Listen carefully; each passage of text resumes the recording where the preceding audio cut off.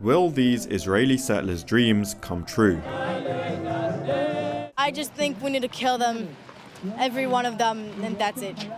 And if not that, because the country will not let that happen, the government.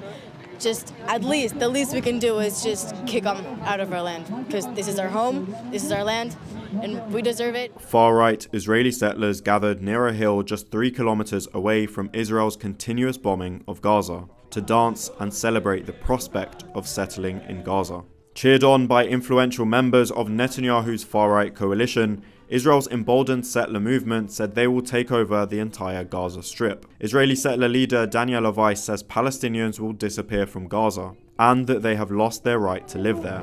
So, while the war is continuing, we will fill the areas that were liberated with Jewish communities. The event, organised by settler organisation Nahala, was heavily supported by Netanyahu's Likud party. As settlers boasted their plans of settling Gaza, the echo of bombs dropping on Gaza interrupted speeches at the conference and were greeted with applause.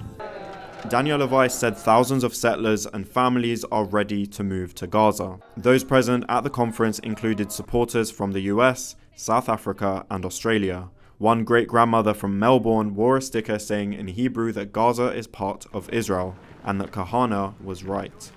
Some attending were settlers who previously illegally lived in Gaza prior to 2005.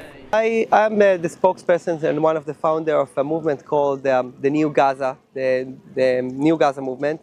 Meters away, there was a protest to the conference by a few Israelis who accused the organizers of the conference of sacrificing the lives of the remaining hostages in Gaza in pursuit of Israel's war on Gaza.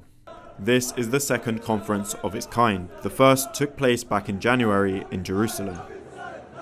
Both for idealistic reasons and for practical reasons, I think that having yeshuvim in Gaza and settling Gaza is very important, both security-wise. We saw what happens when there's no settlements, and also just practically. For me, I'm actually driven more by the practical, that there's a need for better housing. There's a need for housing further away from the center that's still accessible. And I've met with various political people in the government, face-to-face in their offices, and there's a lot of latent support, a lot.